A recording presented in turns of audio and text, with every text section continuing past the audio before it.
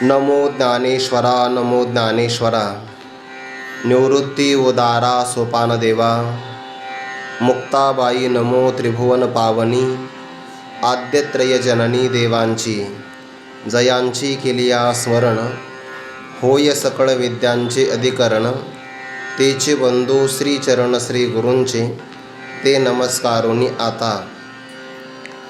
मत्तः परतरं नान्यत् किंचिदस्ति धनंजय, मयि सर्वमिदं प्रोतं सूत्रे मणिगणा इव. हे रोहिणीचे जळ तयाचे पाहता येजे मूळ, तै रश्मी नव्हती केवळ होयते भानू. कैवल्य साम्राज्य चक्रवर्ती विश्वमौली ज्ञानोबाराय सकल ब्रह्मनिष्ठ गुरुजनांच्या परमकृपेने श्री भगवती ज्ञानेश्वरीच्या 7व्या अध्यायाचा विचार आपण प्रारंभ केलेला आहे. या अध्यायाच्या प्रारंभाला भक्तराज अर्जुनाचा प्रश्न न येता देखील भगवान परमात्मा परमकृपेने संपन्न होऊन अर्जुनासमोर ज्ञानासहित विज्ञानाचं प्रतिपादन करतात. अर्थात आचार्यादिकांनी केलेला अर्थ असा आहे, ज्ञान म्हणजे शास्त्रविषयक परोक्ष ज्ञान आणि विज्ञान शब्दाचा अर्थ होतो अनुभवाचं अप्रत्यक्ष ज्ञान, त्याला विज्ञान किंवा विशेष ज्ञान असं म्हणतात. ज्ञानोबाने अर्थ घेत असताना विज्ञान शब्दाचा विशेष ज्ञान असा अर्थ न घेता विपरीत ज्ञान म्हणजेच प्रपंच असा अर्थ केलेला आहे. जे शब्दाचे जे अनेक अर्थ होतात, विरुद्ध ज्ञान, विशेष ज्ञान किंवा विपरीत ज्ञान, त्यापैकी वस्तू जशी आहे तशी न कळता ती विरुद्ध रूपाने जर कळू लागली विपरीत रूपाने, की त्यालाच आपण विपरीत ज्ञान किंवा विज्ञान असं म्हणू शकतो. ज्याप्रमाणे हे कायमचंच उदाहरण आहे. रस्त्याच्या कडेला दोरी पडलेली आहे. दोरी रूपाने कळाली नाही की दोरीचं आपल्याला अज्ञान असतं. सामान्य रूपाने इथे काहीतरी पडलेलं आहे. सामान्य ज्ञान आणि विशेष अज्ञान असेल, 2 शब्द महत्त्वाचे बरं. ज्ञान असताना ते सामान्य ज्ञान असावं म्हणजे किंचित काहीतरी पडलेलं आहे, आणि अज्ञान असताना ते विशेष रूपाने असावं म्हणजे रज्जू रूपाने कळूच नाही किंवा दोरी रूपाने कळू नये. सामान्य ज्ञान काहीतरी आहे आणि विशेष अज्ञान रज्जू कळालीच नाही, तर ते सामान्य ज्ञान आणि विशेष स्वरूपाचं अज्ञान भ्रमाला कारण ठरत असतं. आणि भ्रमामध्ये वस्तू जशी असते तशी मात्र मनुष्याला कळत नाही. पैल खांब का पुरुक, ऐसा निश्चय नाही एक, परी काय नेल आलोक दिसत असे. 14व्या अध्यायातली ओवी आहे. ते भ्रम होण्याकरता काळ आणि वेळ याला महत्त्व नसतं. भ्रम कधी पण होऊ शकतो, तर त्याला ती कारणं दिलेली आहे. आता हे पैल खांब का पुरुख हा भ्रम कधी होतो? रात्री 12 वाजता. आता या ओवीमध्ये येणारा जो भ्रम आहे तो कधी होतो? दुपारी 12 वाजता. आणि तो रज्जू सर्पाचा भ्रम कधी होतो? सायंकाळी मंदांधकारामध्ये.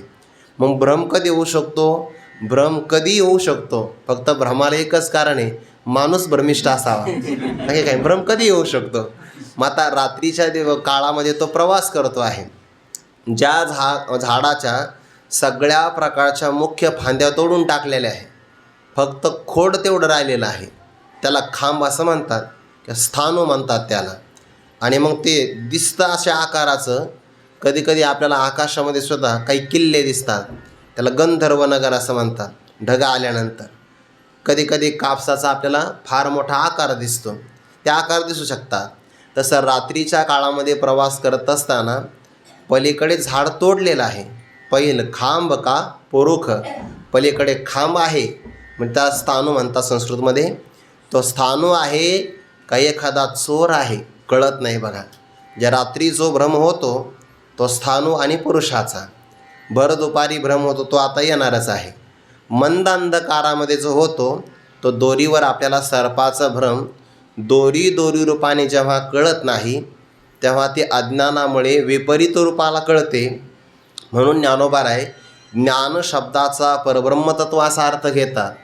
आणि ते परब्रह्म सच्चिदानंद रूपाने नाही कळालं, आत्मत्वाने जर लक्षात नाहीच आलं, तर त्याच्या अज्ञानामुळे आपल्याला जे जगत दिसतं म्हणून त्याला प्रपंच हे विज्ञान असं म्हणतात.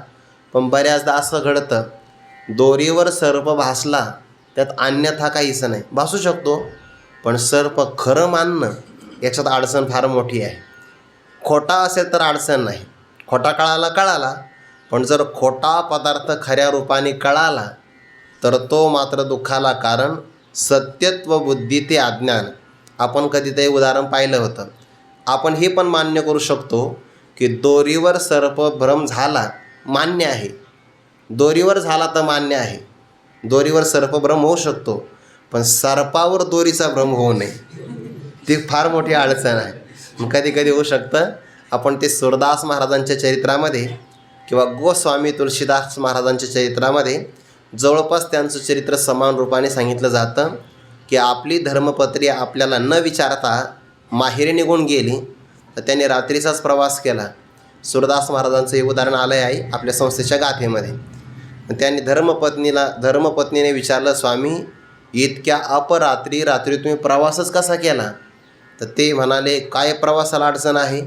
मी येणार आहे हे तुला कळाल्यामुळे नदीतून पहिल्या तीराला यावं याकरता तू माझ्यासाठी नौका पाठवली, आणि रात्री हा महाल बंद असेल या राजवाड्यावर चढण्यासाठी तू दोर खांबाला बांधून ठेवलेला होता, त्या दोराच्या साह्याने मी इथपर्यंत चढून आलो.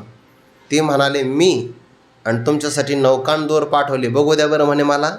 आणि मग भिंतीच्या कडेला जेव्हा ते आले वरती तटबंदीच्या समोर, तर तिथं थंडीने गारठलेला फार मोठा भुजंग वरती चढलेला होता, आणि त्याने खांबाला एक वेढा मारला होता, आणि बाकीचं अंग त्याचं खाली लोंबकळत होतं.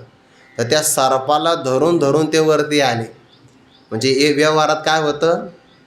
व्यवहारामध्ये रज्जूवर दोरीवर सर्प भ्रम होतो, आणि ते सर्पाला काय म्हणू लागले, हां म्हणे तू मला दोरी सोडली होती, जाऊ द्या म्हणे सर्पावर दोरीचा भ्रम झाला. एरवी आपल्याला दोरीवर सर्पाचा भ्रम होतो, पण ते नौका पाहिजे म्हणे मला. नौका नव्हती, वरच्या गावातून एक प्रेत वाहून येत होतं, आणि त्या प्रेताला नौका समजून ते आले होते. ते आकर्षण आहे, मोह आहे. तो दृष्टांत सगळ्या अंगाने घ्यायचा नाही. आणि भ्रमाला कारण काय असतं? सामान्य ज्ञान आणि विशेष स्वरूपाचं अज्ञान. म्हणून मी तुला ज्ञानाचंही प्रतिपादन करणार, विज्ञानाचंही प्रतिपादन करणार, आणि हे जाणल्यानंतर जेणे सांगतयाचे बोलणे खुंटे, ऐकतयाचे व्यसन तुटे, हे जाणणे साने मोठे उरून नेदी. ज्याला हे आत्मज्ञान झालं ना, त्या मनुष्याचं जीवन सफल आहे. उपनिषदाचं प्रमाण, इह चेद वेदी तत सत्यमस्ती, न चेदी हा वेदीन महती विनष्टी. किंवा याज्ञवल्क्य आपल्या धर्मपत्नीला असं म्हणतात, किंवा संवादामध्ये असा विचार आला आहे की या आत्मस्वरूपाला न जाणता जो निघून जातो या मृत्यूलोकातून, तो खऱ्या अर्थाने कृपण किंवा कंजूस आहे. म्हणून आपण कायमच विचार करतो की मनुष्य जीवनामध्ये पहिलं ब्रह्मज्ञान त्याला व्हावं. त्या ब्रह्मालाच आत्मा असं म्हणतात. आत्म्याचं ब्रह्मरूपाने आणि ब्रह्माचं आत्मरूपाने ज्ञान झालं की त्याच्या मानवी जीवनाची सफलता आहे. बाकीचं त्याला काही मिळो अथवा न मिळो, पण या जीवनामध्ये त्याला जर ब्रह्मज्ञान झालं, तम एव विदित्वा अतिमृत्युमेती नान्यहा पंथा विद्यते अयनाय. या परमात्म्याला जाणूनच तो मृत्यूचं उल्लंघन करू शकतो. नस पुनरावर्तते. पुन्हा मानवी देहामध्ये आल्यानंतर तरी संस्कारानुसार भक्ती करता येईल, पण मानवी जन्म चुकला, बाकीचे जन्म मिळाले तर मग फार मोठी हानीच आहे की नाही. या ज्ञानासाठी सगळेजण प्रयत्न नाही करत. ज्याच्यामध्ये कर्माच्या आचरणाची योग्यता आहे, जो उपासना करू शकतो आणि तत्त्वज्ञानासाठी श्रोत्रिय ब्रह्मनिष्ठ कृपाळू सद्गुरूंच्या चरणकमलाची शरणागती करू शकतो, असा विनम्रतेनं संपन्न जो असेल त्यालाच मनुष्य म्हणायचं. आणि अशाही मनुष्यांच्यामध्ये कोणीतरी एखादा मला ब्रह्मज्ञान व्हावं यासाठी प्रयत्न करतो. प्रयत्न करणाऱ्यांच्यामध्ये सुद्धा कोणीतरी एखादा मला तत्वतः जाणतो. या परमार्थ मार्गामध्ये उड्या तर भरपूर जण मारतात. तैसे आस्थेच्या महापुरी रेगताती कोटीवरी, परिप्राप्तीच्या पहिलं तिरी विपाईला निघे. कोणीतरी पहिलं तीराला पोचतो, आणि म्हणून हे आत्मतत्व प्रकाशित करण्यासाठी पहिल्यांदा जगताचा आधार घ्यावा लागतो. विचार आपण करत आहोत की सूक्ष्माचं ज्ञान होण्यासाठी स्थूल पदार्थाचा स्वीकार करावा लागतो. प्रदीपदेचा चंद्र आहे, तो पाहायचा असेल तर आपल्याला झाडाचा आधार घ्यावाच लागतो की नाही. पाडिव्याची चंद्ररेखा, निवृत्ती दावावया शाखा, दावीचे तेवी औपाधिका बोली इया, तसं सूक्ष्म असणारं जगताचा अधिष्ठान ज्ञानोबाने हा विचार 8व्या अध्यायामध्ये केलेला आहे. भक्तराज अर्जुनाने देवाला प्रश्न विचारला, किम तद ब्रह्म, ब्रह्म कशाला म्हणतात? देवाने एका वाक्यामध्ये उत्तर दिलं, अक्षरम ब्रह्म परमम. पण उत्तर देताना कसं दिलं आहे? मग म्हणितले सर्वेश्वरे, आकारी इये खोकरे, कोंदले असे असते न खिरे कवने काळी, एरवी सपूरपण तयाचे पहावे. सपूरपण म्हणजे सूक्ष्मपण. सपूरपण तयाचे पहावे, तरी शून्यचे नव्हे स्वभावे, वरी गगनाचे ने पालवे गाळून घेतले, जे ऐसे ही परी विरुळे, ये विज्ञानाची ये खोळे. विज्ञान म्हणजे जगत. बरं, तिथं विज्ञान शब्दाचा जगत असा अर्थ केलेला आहे, किंवा त्या जगताचा एक अंश आहे आपलं शरीर. ही विज्ञानाची खोळच आहे. आणि या विज्ञानाच्या खोळेमध्ये भरलं असतानासुद्धा हालवलेही न गळे ते परब्रह्म. याला कितीतरी 3.5 कोटी छिद्र आहे. मुख्य 9 द्वार या देहाला आहे. पण या देहामध्ये असणारं ते तत्त्व किती आपण हलवण्याचा प्रयत्न केला तर ज्याची गाळणी होऊ शकत नाही, इतकं ते सूक्ष्म आहे. म्हणजे गाळणी करत असताना जाऊ द्या, देह सोडून द्या, पण आपण आकाशाचा पदर किंवा वस्त्र तयार केलं. कधी कधी वस्त्र गाळ केलेली माती असते बघा, वस्त्रामधून गाळून घेतली जाते. किंवा एखादा पदार्थ जर तयार करायचा असेल ना, तर चाळणीतून पीठ गाळत नाही, वस्त्रातून पीठ गाळलं जातं. चाळणीतून तरी काही भाग जाडसर येऊ शकतो किंवा कधी कधी कोंडावरती राहतो, पण जे वस्त्रगाळ केलेलं पीठ असतं ना, ते फारच सूक्ष्म असतं. तसं वस्त्र तयार करायचं, पण कोणतं? लौकिकातलं नाही, पंचमहाभूतापैकी असणारं अत्यंत सूक्ष्म आहे आकाश. इथे सुद्धा आकाश आहे की नाही? हे रिकामी पोकळी दिसते, यामध्ये आकाशच आहे. भिंतीमध्ये सुद्धा आकाश आहे. म्हणजे भिंतीमध्ये सुद्धा पोकळी आहे. भिंतीमध्ये खिळा ठोकून बघा, धर्मशाळा आपली नाही, फक्त उदाहरण दिलं आहे.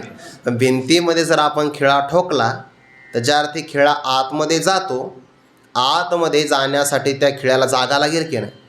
आणि ज्या अर्थी भिंतीत जागा सापडते म्हणजे तिथे पण आकाश आहे. जो खिळा ठोकला त्या खिळ्यातही आकाश आहे. म्हणजे का बरं? एकीकडे तो खिळा तापवा, दुसरीकडे चटका लागतो. एकीकडे आपण अग्नी लागला की तो अग्नी पलीकडे जाण्यासाठी अग्नी जागा लागेल की नाही? जर ते अग्नी प्रवास करतो मग तिथे सुद्धा ते खिळ्यात सुद्धा आकाश आहे. इतकं सूक्ष्म आकाश आहे. आणि त्या आकाशाचं वस्त्र तयार करायचं, पदर तयार करायचा आणि त्याच्यामध्ये परब्रह्म ठेवायचं. गगनाचेने पालवे गाळून घेतले, इतकं ते सूक्ष्म आहे. आणि अशा सूक्ष्माचं ज्ञान होण्यासाठी पहिल्यांदा स्थूल जगताचा स्वीकार करावा लागतो. या जगताला कारण 2 प्रकारची प्रकृती. एक परा प्रकृती, ज्याला जीवस्वरूप प्रकृती म्हणतात, की जी चेतन आहे. चेतन म्हणजे चैतन्यासारखी चेतन नाही, पण जड नाही. आणि 8 प्रकारची भूमी रापो नलो वायू खम मनो बुद्धिरेवच अहंकार इति यम्मे भिन्ना प्रकृतिरष्टधा. हिलाच अपरा प्रकृती असं म्हणतात, कारण ती जड आहे. जड असल्यामुळे त्याच्यामध्ये जोपर्यंत चेतन तत्वाचा प्रवेश होत नाही तोपर्यंत ते कार्यकारी होत नाही. जीवस्वरूपाची असणारी अंतकरणामध्ये प्रतिबिंबित झालेली जे काही परमात्म्याची शक्ती, ज्याला चिदाभास असं म्हणतात, त्यालाच ज्ञानोबा या ठिकाणी जीवभूता परा प्रकृती असं म्हणतात. आणि ही परा आणि अपरा प्रकृती याने संपूर्ण जगत धारण केलेलं आहे. काय यया इदम धार्यते जगत असं म्हटलंय ना, जीवभूता महाबाहो एकदम धार्यते जगत. पण ही अध्यारोपाची भाषा आहे. बरं, पहिल्यांदा असं म्हटलं आहे की जीवस्वरूपाच्या परा प्रकृतीने जगताला धारण केलेलं आहे. आणि पुढे ज्ञानोबारा म्हणतात, नाही, या सगळ्या जगताला आतून बाहेर म्या धरिले, मी धरलेलं आहे. नाहीतर जड असणारी प्रकृती किंवा जीवभूत असणारी सुद्धा औपाधिकच प्रकृती आहे की नाही? कारण ती अंतकरणामुळे आलेली आहे. अंतकरणच कल्पित आहे, तर जीवत्वही कल्पितच आहे. आणि कल्पिताला अधिष्ठान होत नसतं. पण सूक्ष्मता विचारामध्ये येण्याकरता अगोदर जीवभूता प्रकृती याच्या आतमध्ये गेल्यामुळेच, म्हणजे चैतन्याचा आत प्रवेश आहे म्हणूनच हे सगळं जगत व्यवस्थित राहतं, नाहीतर राहू शकणार नाही. आणि मग परा आणि अपरा या 2 प्रकारची प्रकृती सगळ्या प्राणीमात्राला कारण असं तो जाणावं. पण त्याही प्रकृतीचं अधिष्ठान मी असल्यामुळे या जगताची उत्पत्ती, स्थिती अथवा प्रलय याला कारण मीच आहे. ज्ञानोबा म्हणतात हे रूपक परी असो, टाकसाळीचं रूपक केलं होतं जिथून नाणे तयार होतात. यामध्ये 4 प्रकारचे नाणे, अंडज, जारज, श्वेदज, उद्बीज हे मुख्य 4 प्रकार आहे. आणि त्याचा विस्तार पाहिला तर 84 लाख देह आहेत. आणि एका देहामध्ये अनेक प्रकार संभवतात. मितीनेनी जे भांडारा, याची गणती करता येणार नाही. गणती करता येऊ शकते का? नाही करता येणार. आपल्याला गणती आपल्या असणाऱ्या धनाची करता येईल, पण अनंत ब्रह्मांडाची गणती करता येईल का? नाही करता येणार. मी तुम्हाला एखादा प्रश्न विचारला, एका गावात किती मुंग्या असतील? काय सांगता येईल तुम्हाला? गावात किती? घरात किती ते नाही सांगता येणार. गावातलं सोडून द्या. आणि एका वारुळात मुंग्या किती असतील? नाही सांगता येणार. गणती करता येईल का? पण देवाला विचारलं तर देव लगेच सांगेल. कारण माया उपाधी आहे आणि ती परमेश्वराच्या स्वरूपावर अज्ञान आवरण करत नाही. भगवंताला आताच काय, मागच्या काळातल्या, आताच्या, भविष्यातल्या सगळ्या गोष्टी कळतात.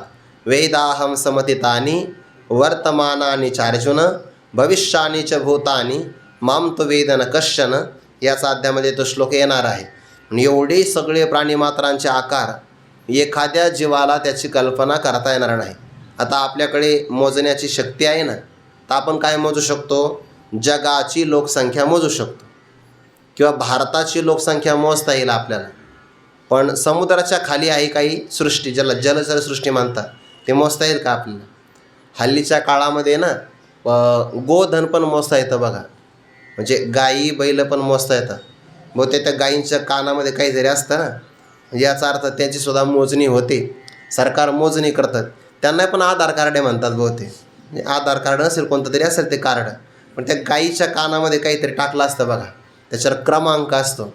म्हणजे मोजणी त्यांची पण होती. आता तर जनगणनेमध्ये घरं पण मोजले जाणार आहे. तुम्ही कोणत्या घरात राहतात? वापस आम्ही धर्मशाळेत राहतो तरी मोजले जाणार आहे. म्हणजे मानवाची गणती करता येते, पण अनंत ब्रह्मांडातली गणती करता येईल का? एरा मितीनेनी जे भांडारा, बरे आदी शून्याचा गाभारा नाणी अंशी. जीवसृष्टीच्या रूपाने असणारे प्राणीमात्रांचे आकार हेच नाणे आहेत. या नाण्याची टाकसाळ या प्रकृती आहे आणि ती प्रकृती माझ्या ठिकाणी कल्पित आहे. हे रूपक परी असो, सांगो उघड जैसे परी येसो, तरी नामरूपाचा अतिसो प्रकृतीच कीजे. चकाराने सांगतात बरं, नाम आणि रूप याला जग म्हणतात. आणि या सगळ्या जगताचा अतिसो म्हणजे अतिशय विस्तार प्रकृतीच कीजे. चकाराने भगवंताने आपल्याकडे या जगताचं उत्पत्ती, स्थिती आणि प्रलयाचं कारण घेतलेलं नाही. 5व्या अध्यायामध्ये ओवी बघा एक, तो सृजी पाळी संहारी ऐसे बोलती जे चराचरी, ते अज्ञान गावधारी पंडुकुमार. परमात्मा म्हणे जगताची उत्पत्ती करतो, स्थिती करतो, लय करतो, हे सगळं अज्ञान आहे.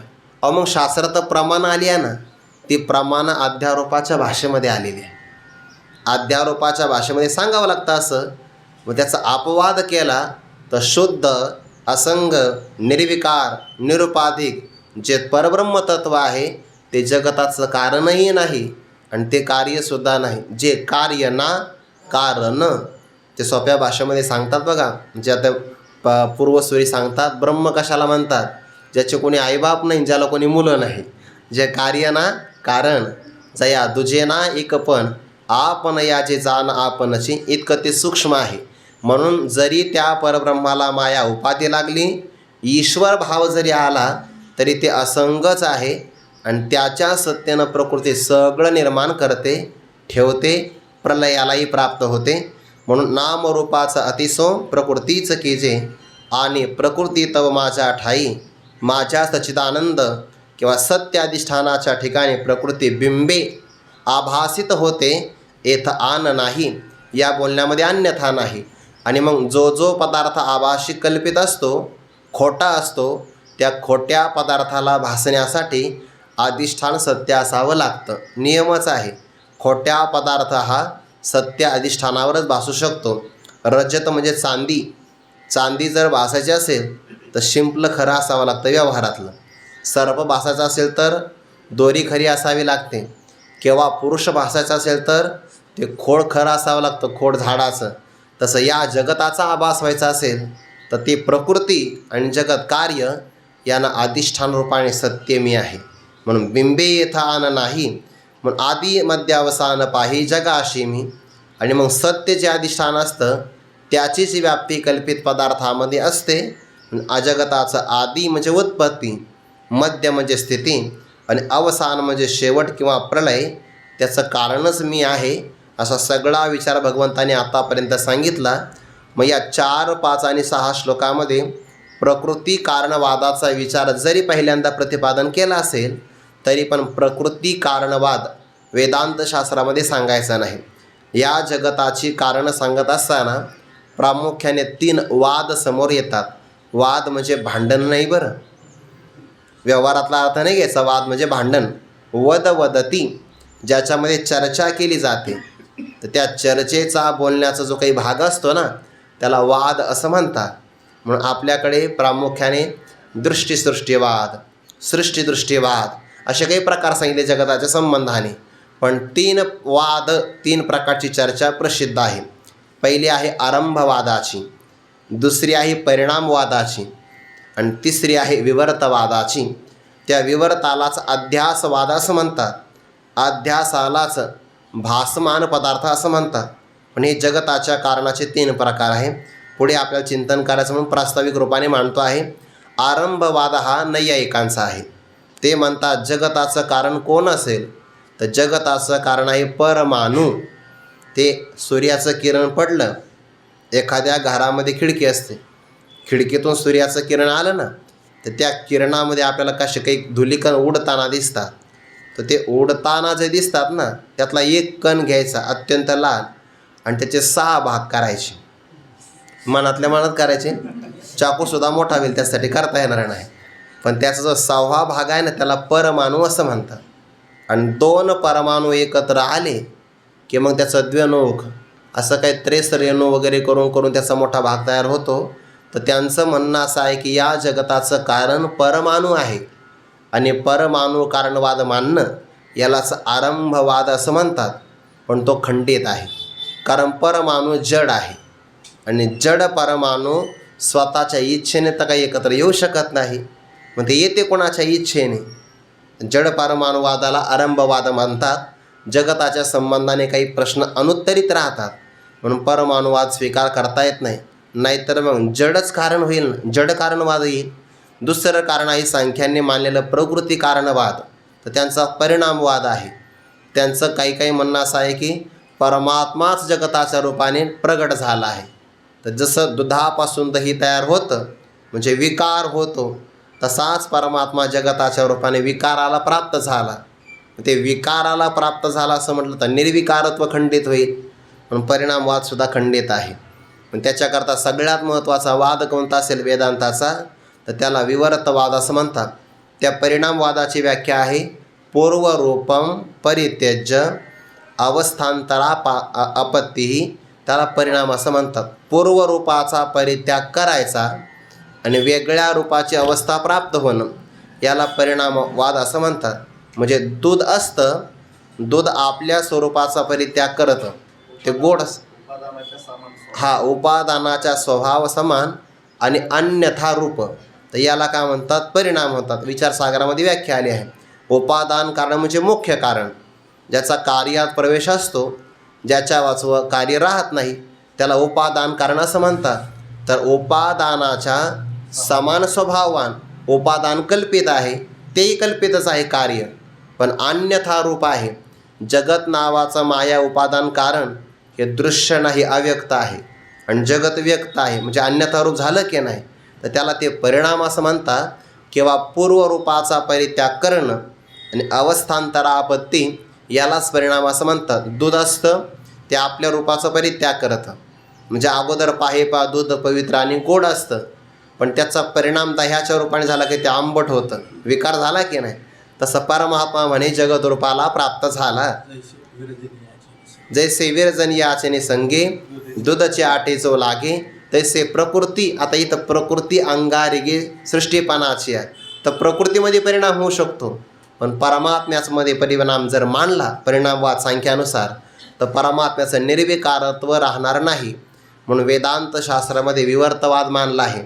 आणि विवर्तवादामध्ये विवर्त म्हणजे खोटा पदार्थ न अधिष्ठान खरं आहे, तर त्याची व्याख्या सांगत असताना पूर्वरूपम अपरित्यज्य अवस्थांतरापत्ती नाही, अवस्थांतर भानम, फक्त अवस्थांतराचं भान आहे, फक्त भास आहे, अवस्थांतर होत नाही.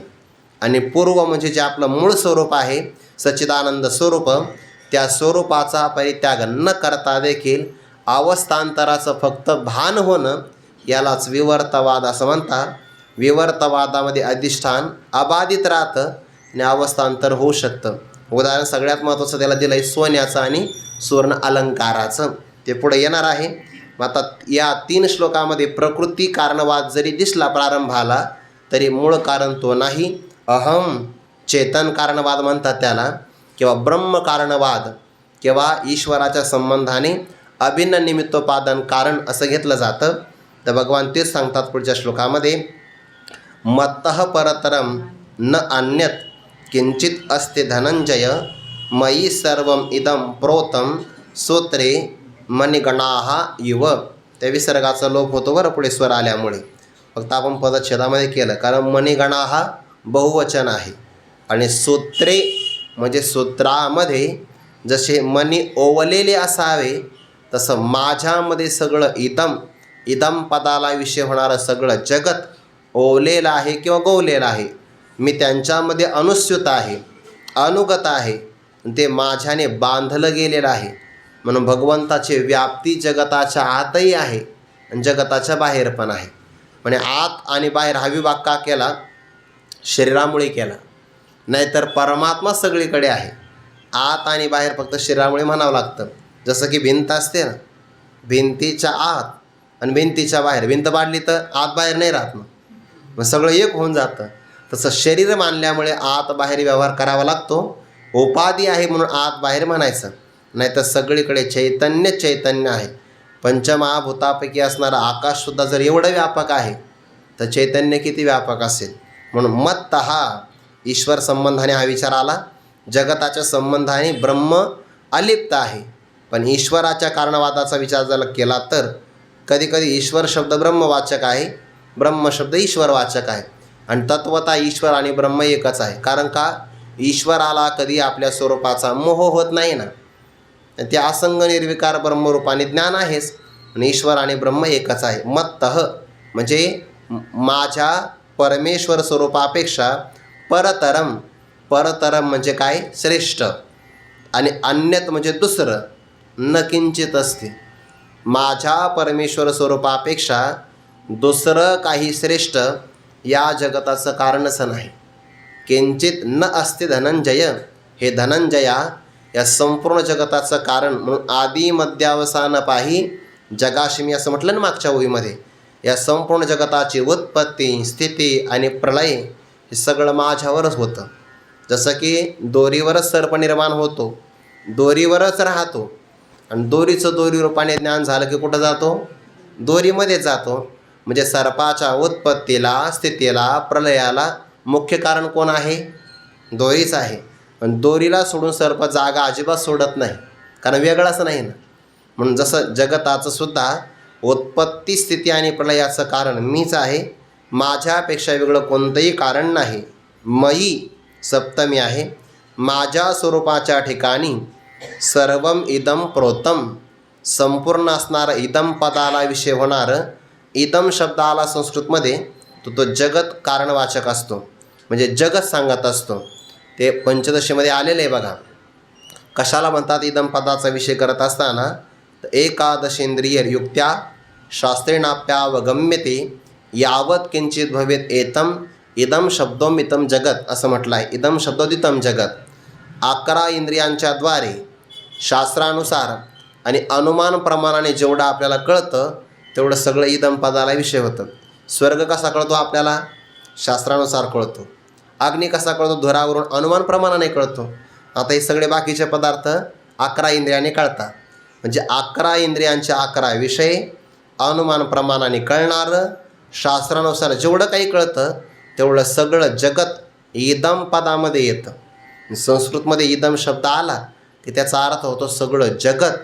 आणि या सगळ्या जगताला सर्वम इदम मयी प्रोतम, माझ्यामध्ये हे सगळं गुंफलेलं आहे, याच्या आत बाहेर मीच आहे. उदाहरण कसं दिलं? सूत्रे मणी गणा इव, ज्याप्रमाणे मणी असतात ना माळीचे, ते मणी अनेक प्रकारचे असतात, पण त्या सगळ्या मण्यामध्ये एक सूत्र ओवलेलं असतं. सूत्र म्हणजे धागा. धागा एक असतो, मणी अनेक असतात. तसं परमात्मा एक आहे आणि जगताचे प्राणीमात्रांचे आकार अनेक आहेत. आता आपण इथं सगळेजण बसलेलो आहोत, तर त्याच्यामध्ये आपलं शरीर वेगळं आहे, उंची वेगळी आहे, वर्ण वेगळा आहे, नाव वेगळं आहे, कदाचित जाती पण वेगळी असेल, सगळं वेगळं आहे.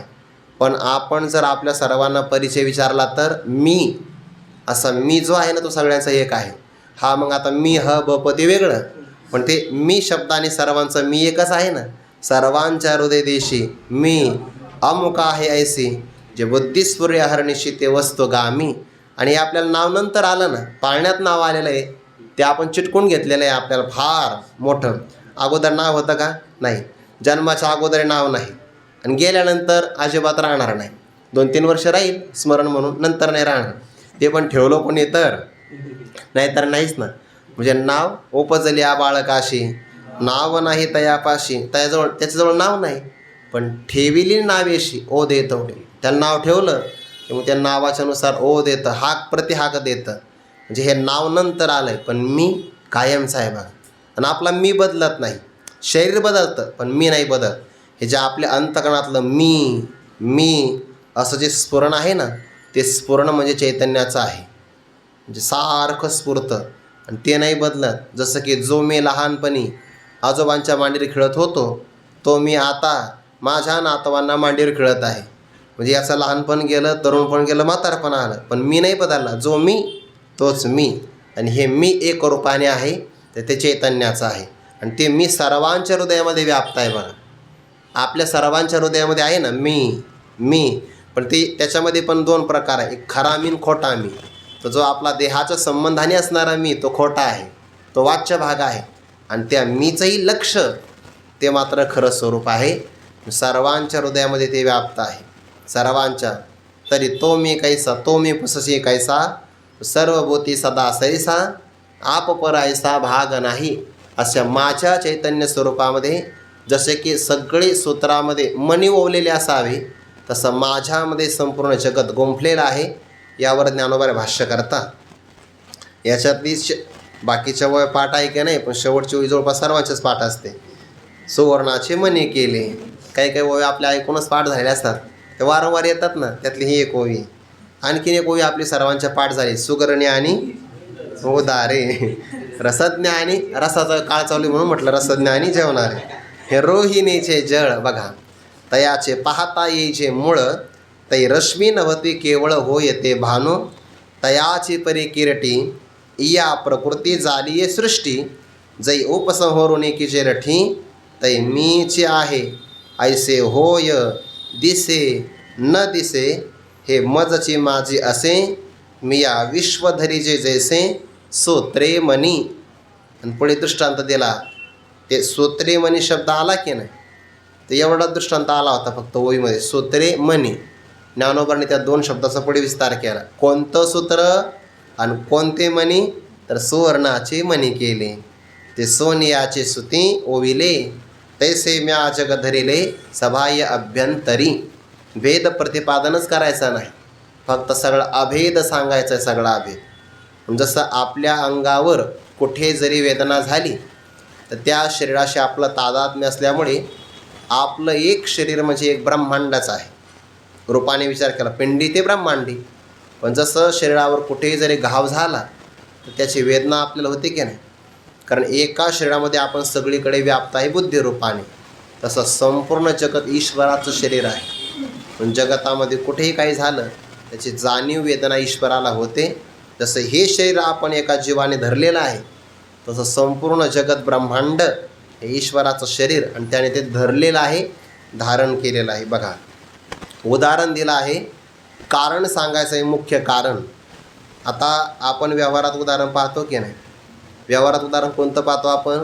भर दुपारी 12 वाजता बरड जमीन जर असेल आणि त्या जमिनीवर सूर्यकिरणाचा संयोग प्राप्त झाला तर आपल्याला जळ दिसतं, जे मानवाला दिसतं सूर्याला माहिती नाही, पण ते हरणाला खरं वाटतं. आणि रोहिणी नक्षत्रामध्ये जास्त दिसतं म्हणून त्या पाण्याला रोहिणी असंही म्हणतात. बरं, रोहिणी असंही म्हणतात. किंवा हरणाला खरं वाटतं म्हणून त्याला मृगजळ असं म्हणतात. मग त्या मृगजळाचं नेमकं कारण काय आहे याचा शोध घेतला तर आपण काय म्हणतो, सूर्याची किरणं त्याला कारण आहे. तेजा आणि उखरा भेटी झाली वीरा, मृगजळाची पुरा रूप होय. थोडंसं बारकाईनं बघा. समोर काय दिसतं आपल्याला, त्या डांबरी रस्त्यावर पण दिसतं. बरं आहे, जर आपण उन्हाळ्यामध्ये प्रवास केला असं वाटतं वा वा वा चांगली योजना आहे सरकारची, रस्त्यावर पाणी ओतलं आहे. पुढं गेलं तर पाणी नाही, त्याच्या पुढं पाणी राहतं पुन्हा. म्हणजे त्या लहरी दिसतात, पाण्यासारख्या दिसतात आपल्याला. पण त्या हरणाला खरं वाटतं. मग आपण काय म्हणतो, त्या मृगजळाला किंवा रोहिणीच्या जळाला हे किरण कारण आहे, खरे किरण कारण नाही. मृगजळ दिसे साचपणा ऐसे, खोटी याचे पिशे ओर फोडी. ते पाण्याच्या पाठीमागे धावत जातं हरिण, त्याला ताण लागलेले असते. ज्ञानोबा म्हणतात ना तरी मृगे तृषा पीडिते, संभ्रमे विसरोनी चळाते. जवळ पाणी होतं पण या पाण्याला ते विसरला आवेशाने. ते म्हणलं एवढ्यात आपला ताण भागणार नाही. मग तोय बुद्धी बरडीते ठाकून येते.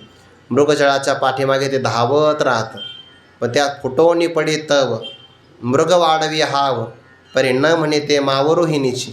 ते फुटतं, छाती फुटते त्याची पळून पळून, पण ते म्हणत नाही की हे खोटं पाणी आहे, त्याला ते खरं वाटतं. मग आपण काय म्हणतो, त्या पाण्याला भासण्याला कारण कोण आहे, किरणं सूर्याची. इथपर्यंतच आपली नजर आहे, परंतु खरं कारण किरणं नाही. ते किरणं ज्याचे आहे ना तो सूर्य कारण आहे. आता सूर्याला माहिती नाही, तो भाग वेगळा. बरं, सूर्याला आपण विचारलं वा वा वा काय प्रकाश आहे तुमचा, तुमच्यामुळे सगळ्या जगात मृगजळाचा पूर वाहतो आहे. सूर्य म्हणे मृगजळ आपल्याला माहितीच नाही, कारण सूर्य खूप अंतरावर आहे. सूर्याला मृगजळ माहिती नाही, पण सूर्याच्या किरणा मृगजळ भासतं. हे पण व्यवहारामध्ये खरंय, दृष्टांतामध्ये. तसं जगत म्हणजे रोहिणीचे जळ आहे, मृगजळ आहे. या मृगजळाला कारण किरणं म्हणजे प्रकृती आहे, आणि ती प्रकृती ज्याची आहे तो सूर्य म्हणजे चेत सूर्य परमात्मा आहे. म्हणून कारणवादामध्ये फार लांब गेलं पाहिजे, अलीकडे नाही राहिलं पाहिजे. समजा आपल्याला ताप आला, आपण सहसा माणसं डॉक्टरकडे जातच नाही. आपली ताप आला तर कुठं जाते, मेडिकलमध्ये जातं. आणि मग त्या मेडिकलला असणाऱ्या व्यक्तीकडून आपण गोळ्या औषध घेतो, थोडं बरंही वाटतं. फारच जास्त झालं तर मग आपण दुसऱ्या डॉक्टरकडे जातो. म्हणजे तज्ज्ञ असतात की नाही, त्यातले तज्ज्ञ म्हणतात त्याला, MD वगैरे, मास्टर ऑफ डॉक्टर. तर आपण त्यांच्याकडे गेलो तर ते पहिलं आपल्याला काय विचारतात, ताप आला, हो ताप आला, रक्त तपासणी करून आणा. अहो सामान्य ताप आला, रक्त काय तपासणी करायची, नाही नाही नाही, तो ताप आला कशामुळे हे पाहायचं आहे. म्हणजे ते कारणापर्यंत जातात. बाकीचे सामान्य माणसं वरवरच पाहतात, म्हणजे मुख्य असतात ते कारणापर्यंत जातात. तसं विचारी माणसं जगताच्या मूळ कारणापर्यंत जातात. म्हणून ते जगताचं काही तर कारणच मानत नाही, आपोआपच झालं म्हणतात. पण ते खूप अलीकडचे आहे. असं कसं आपोआप होईल, कोणतंही कार्य जर असेल तर त्याला कारण मानावंच लागतं की नाही. गुरुवारी मारुती बाबा विनोदाने दृष्टांत सांगत असतात. एक मुलगा चौकामध्ये भीक मागत होता, गाडी उभा राहिली, द्या हो काहीतरी, अनाथ आहे म्हणे. कोणीच नाही मागं, नाही म्हणे अनाथाला भाऊ नाही. असू शकतं एखादा भाऊ नसेल, बरं अनाथाला द्यावं, बहीण नाही असेल, बहीणही नसते कधी कधी, नातेवाईक नाही, काही नाही. मग तुला आईबाप नव्हतेच असं घडतं का कधी, नाही ना. मुलगा दिसतो म्हटल्यानंतर आईबाप मानावीच लागतील की नाही. तसं जगताचं कारणही मानावंच लागतं. पण जगताचं कारण प्रकृती मानणं ही सुद्धा फार सूक्ष्मदृष्टी नाही.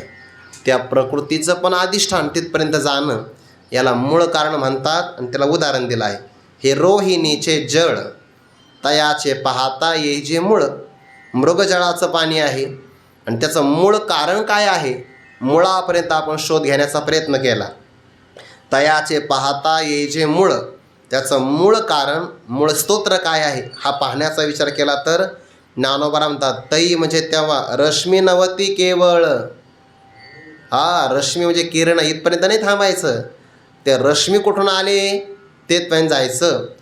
दगड मारला, 2 पशु आहेत, दगड मारला कुत्र्याला तर ते दगडाच्या पुढं पळत राहतं जोपर्यंत दगड थांबत नाही तोपर्यंत. आणि दगड मारला आपण सिंहाला, वाघाला, तर दगड जिथून आला ना ते तिथं जातं. तसं कारणापर्यंत जात असताना हे जगत आलं कुठून तिथं जायचं आहे. जगत कारण आहे प्रकृती नाही, प्रकृतीचं पण अधिष्ठान परमात्मा. म्हणून ते रश्मी नव्हती, रश्मी म्हणजे किरण, केवळ किरण कारण नाही, कारण किरणसुद्धा सूर्यातून आलेले आहे. ते रश्मी नव्हती केवळ, हो येते भानू. म्हणजे मूळ कारण कोण आहे? सूर्य. मृगजळाचं कारण सूर्य आहे. आता आपण सूर्याला जाऊन विचारलं, जाणार नाही आपण तिथपर्यंत का जाता? थोडा तापलाय सध्याला जास्त, तर माणसं 12 ते 4 घरातून निघत नाही हल्लीच्या काळामध्ये. जास्त थोडा तापलाय 45-48 पर्यंत गेलं म्हणतात तापमान सध्याला. 50च्या पुढे गेलं काय होईल? म्हणून झाडं लावले पाहिजे. आपण प्रत्येकाने आपल्या वाढदिवसाला एक तरी झाड लावलं पाहिजे, दरवर्षी लावलं पाहिजे. कारण आपण जेव्हा जाऊ तेव्हा आपल्याला एक झाड लागणार आहे. प्रत्येक वर्षी लावलं पाहिजे ना एक झाड, एक तर लागणार आहे, अख्खं झाड लागणार आहे आपल्याला. आपण आपली व्यवस्था केली पाहिजे. झाडांची संख्या वाढली तरच तापमान नियंत्रणामध्ये येईल, नाहीतर येणार नाही. बरं, सृष्टी जर वाचवायची असेल तर झाडंच लावावे लागतील, पर्याय नाही त्याला. मग ते सुद्धा पिंपळाचे, लिंबाचे, आपले भारतीय झाडं लावले पाहिजे प्रत्येकाने. जर प्रतिवर्षी भारताची संख्या 140 कोटी आहे, आपण 40 सोडून देऊ. तसेच 40 लहान आहे बुवा, मोठे ते नाही लावू शकत. 100 कोटी तर झाडं लावू शकतात की नाही? बांधावर लावा, कुठेही लावा, पण लावले पाहिजे. काय सांगत होतो मी ते? हां, सूर्य हा झाडापर्यंत, आपल्या सूर्यापर्यंत जाता येणार नाही आपल्याला. का जाता येईल एखादा मिसाईल घेऊन? मिसाईल उपग्रह घेऊन सुद्धा जाता येणार नाही. आणि मग सूर्याला तिथं जाऊन विचारलं, वा काय पराक्रम आहे तुमचा, तुमच्यामुळे सध्याला पृथ्वीवर त्राहिमाम झालं आहे. नुसतं मृगजळ दिसतं, तो मला मृगजळ माहितीच नाही. तसं परब्रह्माला जगत माहितीच नाही. हा त्याच्या अधिष्ठानावर मायेने सगळा व्यवहार केला आहे, पण त्याला जगत झालं काय हे काही माहिती नाही. ते असंग आहे. असंगो ही अयम पुरुषः. हे रोहिणीचे जळतयाचे पाहता येजे मुळ, ते रश्मी नवते केवळ होय ते भानू. हा झाला दृष्टांत. तयाची परी, परी म्हणजे प्रमाणे, त्याचप्रमाणे हे किरटी म्हणजेच अर्जुना, या प्रकृती झाली आहे सृष्टी. या प्रकृतीपासून सृष्टी निर्माण झाली आहे. पण प्रकृती ही किरणाच्या ठिकाणी आहे, रश्मीच्या ठिकाणी आहे.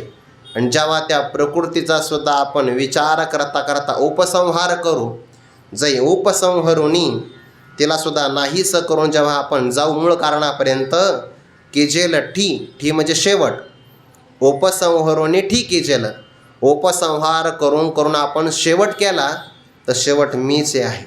तै मीचे आहे म्हणजे सर्वांचा शेवट माझ्यामध्ये होईल.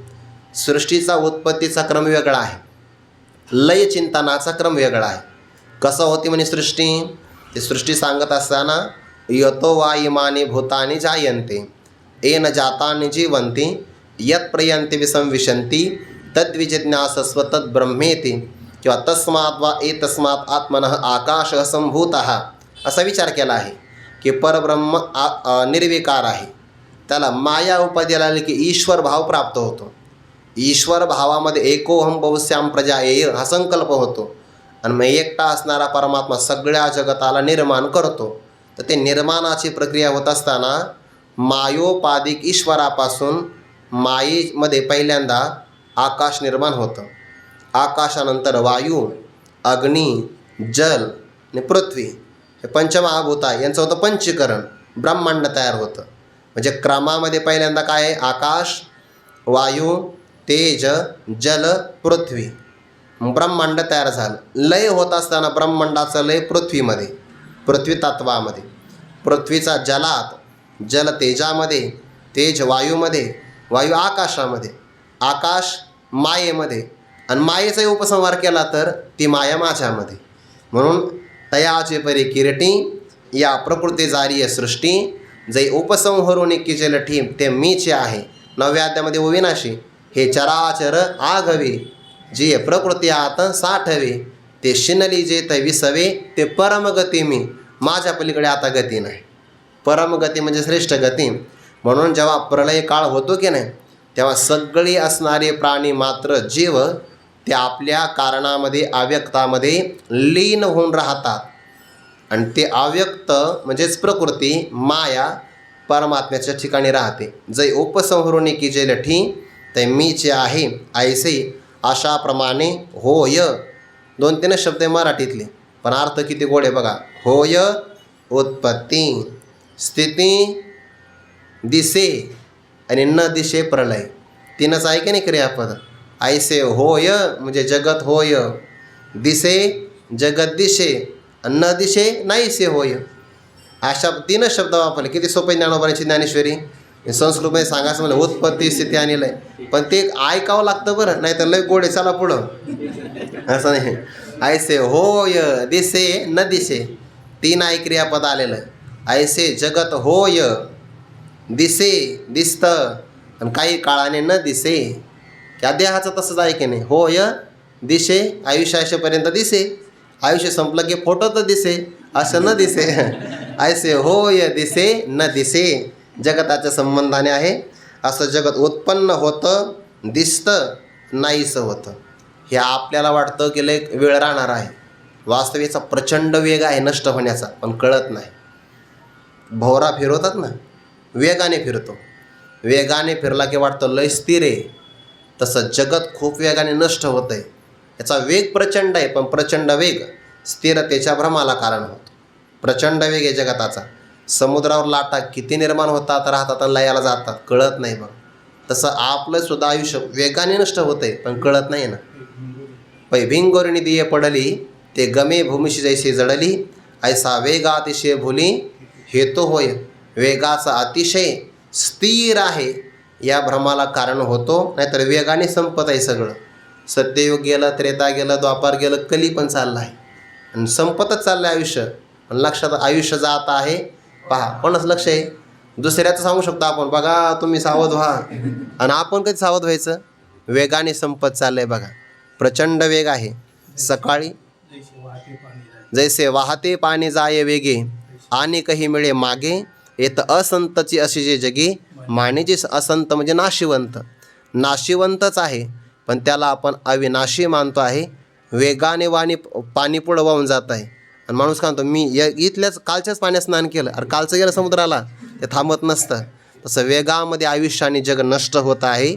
ऐसे होय दिसे न दिसे हे कुठं होतं. सत्य अधिष्ठानावर मजची माझी असे हे सगळा व्यवहार माझ्यामध्येच होतो. कारण जगत कल्पित आहे, आणि कल्पिताला अधिष्ठान खरं असावं लागतं. अधिष्ठानाची सत्ता आणि स्फूर्ती घेतल्याशिवाय कल्पिताचा व्यवहार होत नाही. हे मजची माझी असे हे सगळं माझ्यामध्येच घडत आहे. मग जगत धरलं कोणी, धारण केलं कोणी. मी या विश्वधरी जे जैसे सूत्रे म्हणी, या संपूर्ण विश्वाला मी धारण केलेलं आहे. 15व्या अध्यायामध्ये एक श्लोक आहे बघा. भगवान म्हणतात अहम वैश्वानरो भूत्वा प्राणिनाम देहमाश्रितः प्राणापान समायुक्त पचाम्यन्नम चतुर्विधम. नाही तो नाही. गामाविश्यच भूतानि धारयाम्यह मोजसा असं म्हटलं की नाही. गाम आविष्य धारयामी मी धारण केलेलं आहे. या पृथ्वीत प्रवेश आहे माझा, म्हणून तर पृथ्वी समुद्राने विरघळून जात नाही. मी रिगालो असे भूतळी म्हणून समुद्र महाजळी, हे पाऊसुची ढेपुळी विरेचे ना. मी रिगालो म्हणजे मी पृथ्वीच्या आत आहे. पृथ्वीच्याच नाही, सगळ्यांच्याच आत आहे, आणि सगळ्याच्या आत असल्यामुळे भगवंताने धारण केलेलं आहे. पण मी या विश्वधरीचे जैसे सूत्रे मणी. सूत्र म्हणजे धागा. जसं त्या धाग्याने सगळे मणी धारण केलेले आहे, धरून ठेवलेले आहे. धरून ठेवणं म्हणजे धारण करणं. धारण केलं त्याला धर्म असं म्हणतात बरं. मी या सगळं विश्व धरलेलं आहे, संपूर्ण विश्व. पण कसं, जसं एखाद्या धाग्याने मणी धरलेले आहे. पण दृष्टांतामध्ये पुन्हा शंका येते आपल्याला. धागा कापसाचा असतो वेगळा आहे, आणि मणी लाकडाचा असतो वेगळा आहे. किंवा कधी कधी मणी धातूचे असतात ना. आता किती सोन्याचा अलंकार असेल, वर्तमान काळात लग्नात अलंकार घेतले जातात. आता मोदींनी सांगितलं सोनं जास्त घ्यायचं नाही, म्हणून नाही घ्यायचं, पण एरवी मात्र अलंकार घेतले जातात ना. किती सोन्याचा अलंकार असेल तर त्यामध्ये धागा असतो. किंवा आपल्या गळ्यातली तुळशीची माळ आहे, लाकडी आहे ती, पण त्याच्यामध्ये धागा आहे. भेद आला की नाही. धागा वेगळा आहे आणि मणी वेगळा आहे. म्हणून तसं जगत वेगळं राहील परमात्म्यापेक्षा, आणि परमात्मा पुन्हा वेगळा राहील, तर भेद आला की नाही. आणि भेद आला की द्वैत आलं, मग जगतामध्ये आणि परमात्म्यामध्ये कोणताही भेद येऊ नये म्हणून त्या भेदाचं निराकरण करण्यासाठी दृष्टांत दिला ज्ञानोबाऱ्यांनी. म्हणजे दृष्टांत देण्यामध्ये सुद्धा किती बारकावा आहे, किती सूक्ष्मता आहे. सोत्रे मनी असा दृष्टांत दिला, पण आपल्या मनात शंका येईल. मनी वेगळे आहे, सूत्र वेगळं आहे. ज्ञानोबा आता सूत्रही वेगळं नाही आणि मनीसुद्धा वेगळा नाही. मग मनी कशा, आता श्रीमंत ज्ञानोबा आहे, मग श्रीमंत असल्यामुळे ज्ञानोबा आहे मनीसुद्धा सोन्याचाच घेणार आणि धागासुद्धा सोन्याचाच घेणार. ते पाठीमागं कारणं सांगितले ना, आरंभवाद, परिणामवाद, तर ते कारणं वेगळे. विवर्तवादामध्ये पदार्थ फक्त वेगळ्या रूपाने भासतो, पण तत्वता तो अधिष्ठान रूपाने असतो हे सांगायचं असतं. सुवर्णाचे मणी केले ते सोनियाचे सुती ओविले, तैसे म्या जग धरिले सभाय अभ्यंतरे. काय दृष्टांत दिला ज्ञानोबाराने. अभेदच नाही. आता विचारसागरामध्ये भेद आला आहे बघा. 5 प्रकारचा भेद सांगितला ना, जीवजीवाचा, जीवजडाचा, जडाजडाचा, जड ईश्वराचा आणि जीवेश्वराचा भेद आला की नाही. तर त्यामध्ये जड ईश्वराचा भेद, तर त्याला जगत आणि ईश्वराचा भेद असं म्हणतात. आणि या सगळ्या भेदाचं निराकरण करावं लागतं. जर जगताचा परमात्म्याशी अभेद केला तरच ऐसा ज्याचा अनुभव विश्वदेव सत्य ते होऊ शकतं. मग आता तो करायचा कसा, तर त्या भेदाची कारणं 2 आहेत. एक मुख्य समानाधिकरण्य असतं आणि एक बाद समानाधिकरण्य असतं. थोडा विस्तार त्याचा आपण उद्या करू. ते अभेद कसा करायचा असतो, तर जसं की आपण आता ते थोडं सांगावं लागेल, पण मला वाटतं ते उद्या सांगितलेलं बरं राहील. पहिल्यांदा दृष्टांतच बघून घेऊ. सुवर्णाचे मणी केले. आपण सुवर्ण म्हणजे सोनं, आणि त्या ज्याचा चांगला वर्ण असतो की नाही त्याला सुवर्ण म्हणतात. वर्ण म्हणजे रंग चांगला आहे. तांब्याचा रंग चांगला आहे पण घासल्यानंतर, नाही तर त्याला डाग लागतो. पितळाला सुद्धा डागच लागतात, पण सोन्याला डाग लागत नाही. सोन्याला कधीच डाग लागत नाही. की 1000 वर्ष मातीत राहू द्या, लोखंड मातीत पडलं की त्याची माती होते. पितळीची गंध काळीक जय फिटली होय निशेक, ते सुवर्ण काय अनेक जोडू जायचे. पितळातला गंध जर बाजूला काढला, म्हणजे डाग बाजूला काढला, तर वेगळं सोनं करायची गरज नाही, तेच सोनं आहे. किती लोखंड जर जमिनीमध्ये टाकलं की त्याचं गंज जातो, माती होते, म्हणून त्याला भंगार म्हणतात. आणि सोनं 1000 वर्ष जरी पडलं तरी त्याला गंज लागतच नाही, म्हणून त्याला भांगार म्हणतात. भंगार वेगळं आणि भांगार वेगळं, एकाच काण्याचा फरक, म्हणजे एवढा मोठा अर्थ आहे त्याच्यामध्ये. सुवर्णाचे मणी केले. सोन्यापासून आपण मणी तयार केला, आणि मणी ओवायचा कशामध्ये. ज्ञानोबा म्हणतात ते सोनियाचे सुती ओविले. काय भेद राहिला बरं. आता आपण म्हणताना फक्त म्हणू शकतो की सोन्याचा धागा आणि सोन्याचं मणी आहे, हे म्हणणाऱ्याच्या मुखात आहे, पण तत्वता पाहिलं तर मणीच्या रूपाने सुद्धा सोनंच, धाग्याच्या रूपाने सुद्धा सोनं. थोडक्यात सोन्याच्या मण्याच्या आत काय आहे सांगा ना, सोनंच आहे. आणि मण्याच्या बाहेर आतच हे सोनं, बाहेरही सोनंच आहे.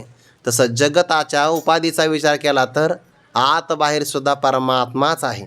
तैसे म्या जग धरिले सभाई अभ्यंतरी.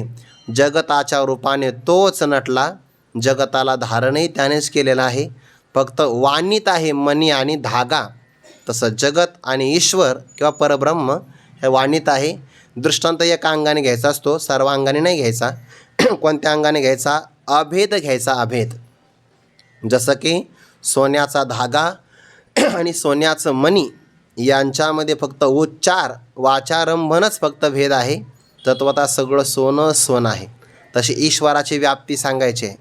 आत जगताच्या आतमध्ये जीवरूपाने परमात्माचं आहे, आणि बाहेरसुद्धा पंचमहाभूताचं शरीर असेल किंवा जड पदार्थ असतील यांच्याही रूपाने परमात्माच नटलेला आहे. व्याप्ती सांगायची, अभेद सांगायचा आहे.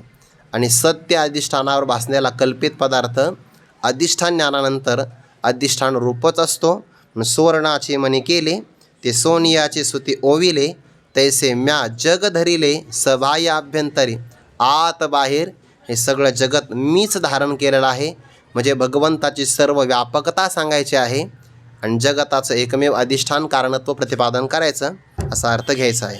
पुंडलिक वरदा हरी विठ्ठल श्री ज्ञानदेव तुकाराम माऊली ज्ञानेश्वर महाराज की जय.